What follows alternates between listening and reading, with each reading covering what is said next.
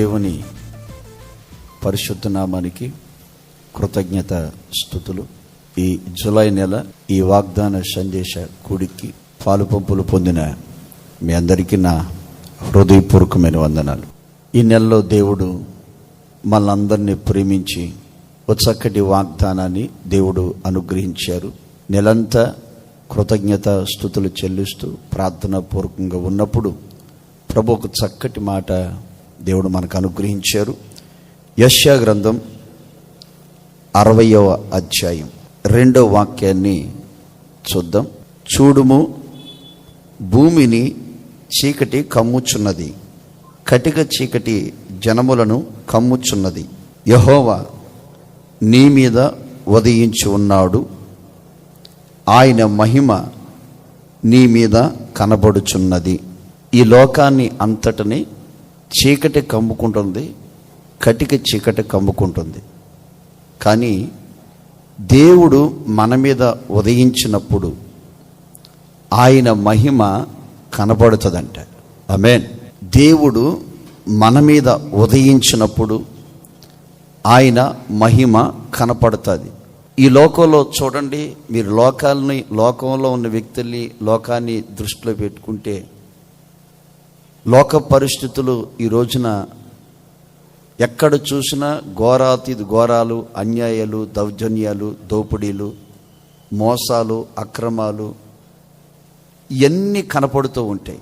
ఇదంతా చీకటి జీవితం అన్నమాట. అయితే దేవుడు మనతో చెప్తున్నారు, నీ మీద నేను ఉదయిస్తాను, నీ మీద నేను ఉదయిస్తాను. నీ మీద ఉదయించినప్పుడు నా మహిమ నీ మీద కనపడుతూ ఉంటుంది. చూడండి, ఒక చీకటి ఉన్నప్పుడు మనిషి కొంచెం మంచీళ్ళు తాగడానికి సందేహిస్తాడు. చీకటి ఉన్నప్పుడు ప్లేట్లో భోజనం పెట్టుకుని తినడానికి కాస్త ఆలోచిస్తాడు. చీకటి ఉన్నప్పుడు 2 అడుగులు బయటికి వెళ్ళడానికి సంకోచిస్తూ ఉంటాడు. చీకటిలో ఇంట్లో ఉన్న వాళ్ళని గుర్తుపట్టలేం, చీకటిలో బయట ఉన్న వాళ్ళని గుర్తుపట్టలేం, చీకటిలో ఏ పని చేయలేం, చీకటిలో ఏమీ సాధించలేం. చీకటి చూడగానే ప్రతి వ్యక్తికి ఒక భయం అనేది కలుగుతూ ఉంటుంది. చూడండి, ఇశ్రాయేలు ప్రజలందరూ ఒకవైపున ఉన్నారు, ఐగుప్తులందరూ ఒకవైపు ఉన్నారు, పక్కనే ఇల్లులు. కానీ ఐగుప్తుల యొక్క గృహాలన్నీ కూడా దేవుని సంకల్పం, దేవుని చిత్తంలో వాడలేక పాపములో లోకంలో బ్రతుకుతూ ఉంటే ఆ దినాల్లో ప్రతి ఇంటిని చీకటి ఆవరించేసింది. ఆ ఇంటోళ్ళు ఒకరినొకరు గుర్తించుకోలేకపోతున్నారు, ఒకరినొకరు మాట్లాడుకోలేకపోతున్నారు, ఒకరినొకరు పలకరించుకోలేకపోతున్నారు, ఒకరినొకరు పరామర్శించుకోలేకపోతున్నారు. ఒకరికి సమాధానం లేదు, ఒకరికి నెమ్మది లేదు, ఒకరికి ఐక్యత లేదు, ఒకరికి ప్రేమ లేదు. అలాగ చీకటి అలుముకుంది. అదే దేవుడు ఎప్పుడైతే ఇశ్రాయేలు ప్రజల మీద ఉదయించాడో ఆయన మహిమ వెలుగుగా కనపడుతోంది, వెలుగుగా కనపడుతుంది. ఎక్కడైతే ఏ ఇంట్లో అయితే దేవుడు ఉదయించాడో ఆ ఇంట్లో వాళ్ళ భార్య కావచ్చు, వాళ్ళ భర్త కావచ్చు, వాళ్ళ పిల్లలు కావచ్చు, ఎంతో సంతోషంగా, సమాధానంగా, ఆరోగ్యంగా, ఆశీర్వాదకరంగా కలకల్లాడుతుండేట్లుగా దేవుడు ఆ కుటుంబాన్ని అలాగా చేశాడు. ఎప్పుడంటే దేవుడు ఉదయించినప్పుడు ఆ మహిమ కళ్ళకి కనపడుతూ ఉంటుంది. ఆమేన్.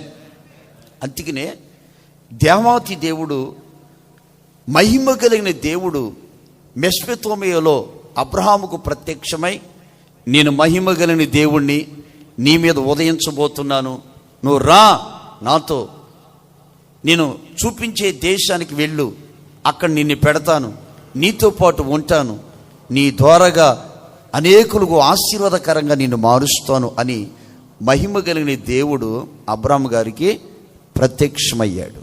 ఆమేన్. ఒక సూర్యుడు ఉదయించినప్పుడు భూప్రపంచంలో మనుషులు తమ పనిపాట్లు ఎలా చక్కబెట్టుకుంటారో, పశువులు కానీ, పక్షులు కానీ, జలచరాలు కానీ, చెట్లు కానీ, వృక్షాలు కానీ, మొక్కలు కానీ ఏ విధంగా పుష్పిస్తూ కలకల్లాడుతూ ఉంటాయో, అలాగే మన జీవితంలో కూడా దేవుడు నా మీద ఉదయించిన, దేవుడు మీ మీద ఉదయించిన, మీకు కలిగిన దాని మీద ఉదయించినప్పుడు ఏం కనపడుతుందంటే ఆయన మహిమ కనపడుతుంది. ఏం కనపడుతుంది చెప్పండి? ఆయన మహిమ కనపడుతుంది. ఒక 3 విషయాలు క్లుప్తంగా దేవుని వాక్యంలోంచి మీకు నేను అందిస్తాను.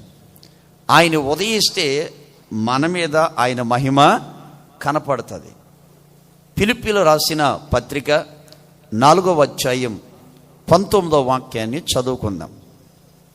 కాగా దేవుడు తన ఐశ్వర్యం చొప్పున క్రీస్తు యేసునందు మహిమలో మీ ప్రతి అవసరాన్ని దేవుడు తీరుస్తాడు. అంటే ఆయన మహిమ మన మీద కనపడితే మన ప్రతి అవసరాన్ని ఎవరు తీరుస్తాడు చెప్పండి? ఎవరు తీరుస్తాడు? మన ప్రతి అవసరాన్ని తీర్చేది ఎవరు? దేవుడు. కొన్నిసార్లు ఆ ఇంట్లో ఉన్న తల్లిదండ్రులు వారి అవసరం తీర్చకపోవచ్చు, ఆ యజమాని అవసరం తీర్చకపోవచ్చు.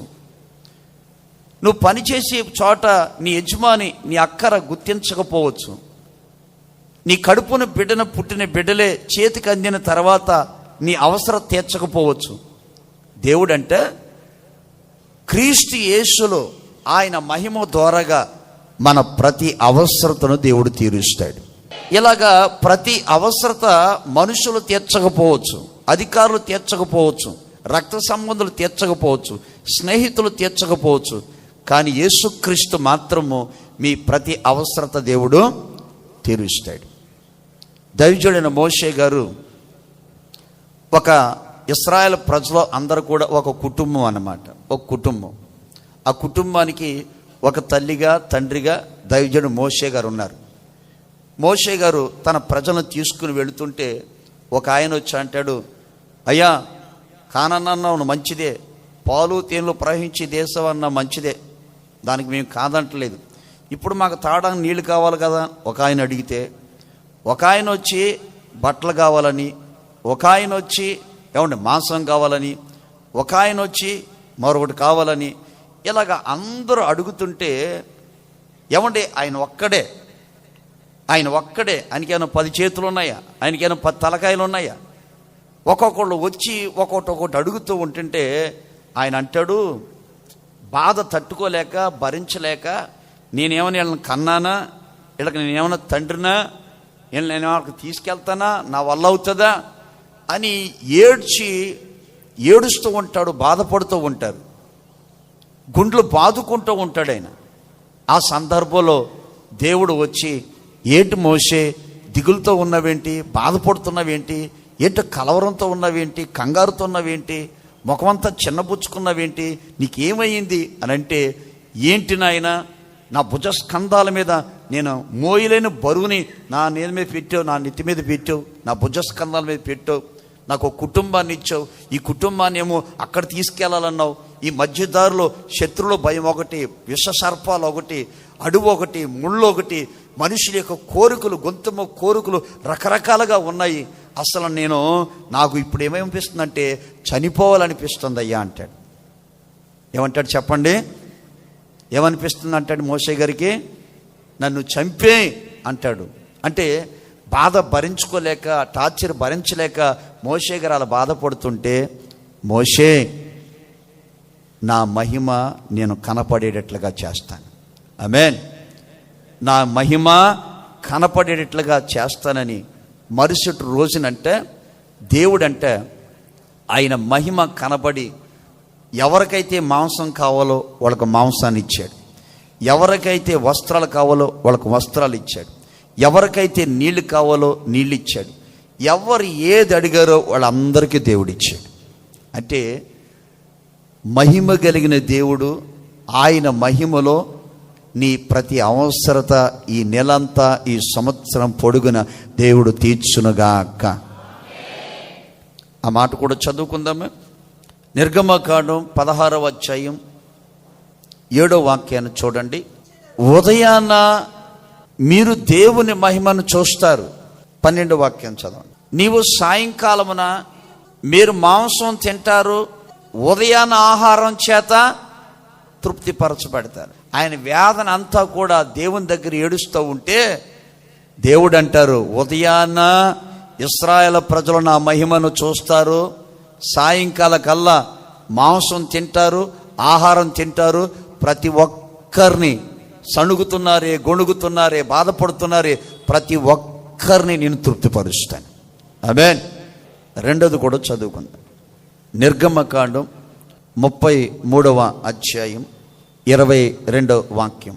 నా మహిమ నిన్ను దాటి వెళ్ళుచుండగా ఆ బండ సందుల్లో నిన్ను ఉంచి నిన్ను దాటి వెళ్ళే వరకు నా చేతితో నిన్ను కప్పెదను. దేవుని మహిమ మన మీద ఉంటే దేవుడు తన చేతి కింద చేతులతో మనం కప్పి కాపాడుకుంటాడు. చేతులతో కప్పి మనల్ని కాపాడుకుంటాడు. ఎలాగో చెప్తాను వినండి. దయచేసిన మోషే గారికి ఒక ఆశ. ఏంటి ఆశ అంటే, ప్రభువా, ఎప్పుడో నేను గొర్రెలు కాసుకునేటప్పుడు ఆ పొదలో కనబడ్డారు. మీ రూపం అయితే చూడలేదు, అగ్ని రూపాన్ని చూశాను. ఒక్కసారి కూడా నా కళ్ళతో నేను చూడలేదయ్యా, నీ స్వరూపాన్ని చూడలేదయ్యా. మరి నాకు ఒక్కటే ఉంది ఆశ, ఇంకా నాకు పెద్దగా ఏమీ లేదు, అంతే నా కోరిక అదే. అప్పుడు ప్రభు అంటారు, నా మహిమను నీ మీద ఉదయింపచేసి నా చేతి నీడలో నిన్ను కప్పుతాను. ఆమేన్. అంటే దేవుని మహిమతో ఎప్పుడైతే మోషే గారిని కప్పారో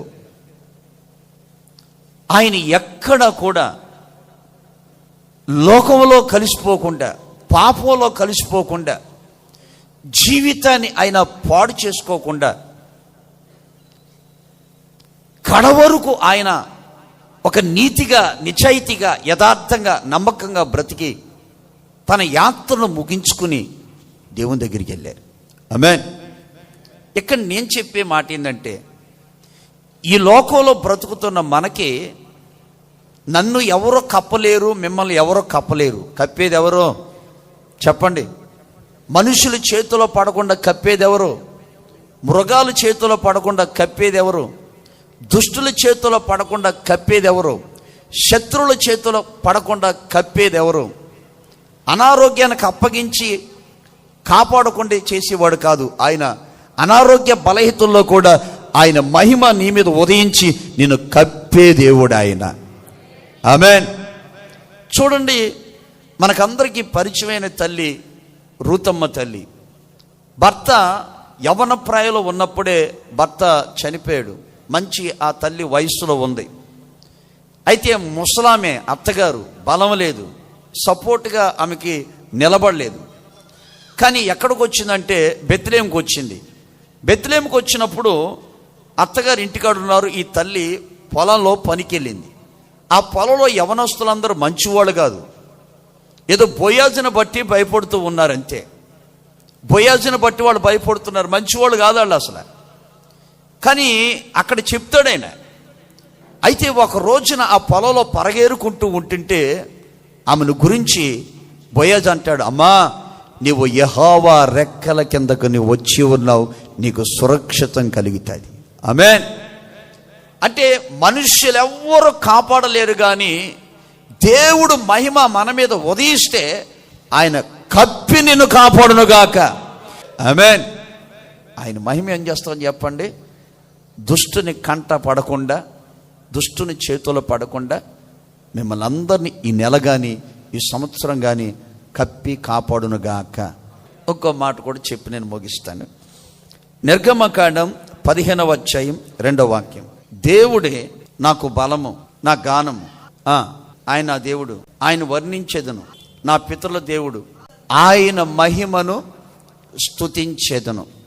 ఇక్కడ దైవజనుడు మోషే దేవుడు చేసిన ఆశ్చర్యమైన కార్యానికి, మహత్కరమైన కార్యానికి, అద్భుతానికి దేవుని రుణాన్ని జీవితంలో నేను తీర్చుకోలేనని కృతజ్ఞతలు తెలియపరుస్తూ, వర్ణిస్తూ, స్తుతిస్తూ ఆయన మహిమను కీర్తిస్తున్నాడు.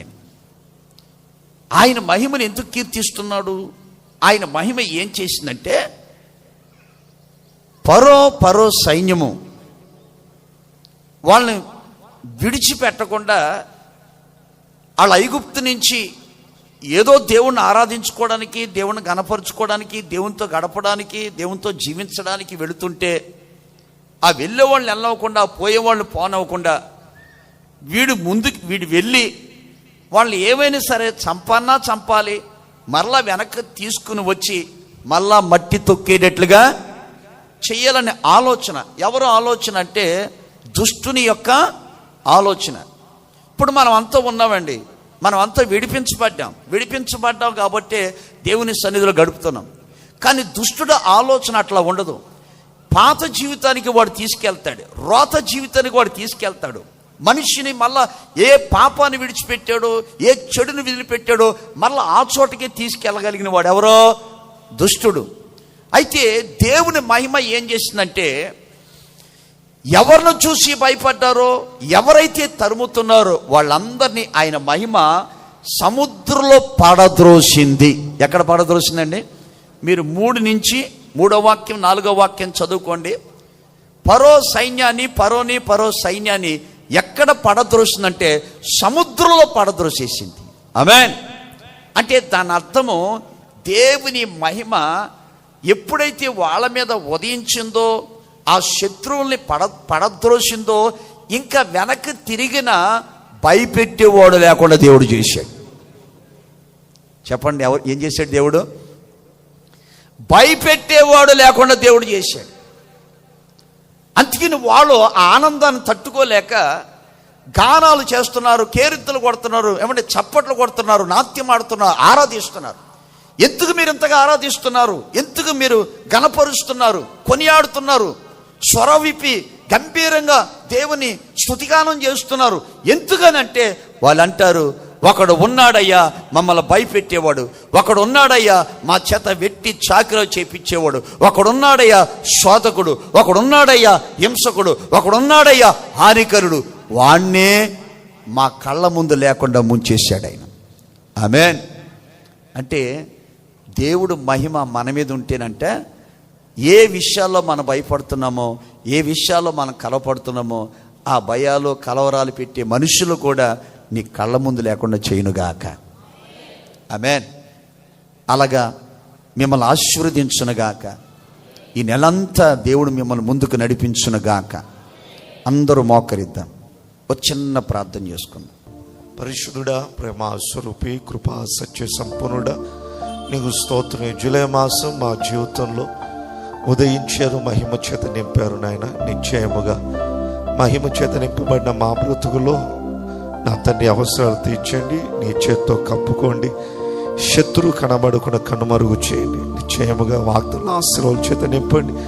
వాక్యం అందించి నీ దాసునిగా బలపరిచి వాడుకొని మహిమాగనత ప్రభావాలు మీరు పొందుకోమని యేసు నామములో అడుగుచున్నాము తండ్రి. ఆమేన్. మన ప్రభువైన యేసుక్రీస్తు కృప, తండ్రి దేవుని ప్రేమ, పరిశుద్ధాత్మకుని సహవాసము, సమాధానం చెరుచును మనకు సకల కోటి పరిచిన కృపయు సమాధానం సదాకాలము తోడే ఉండి నడిపించునుగాక. ఆమేన్. హల్లెలూయా, హల్లెలూయా, హల్లెలూయా.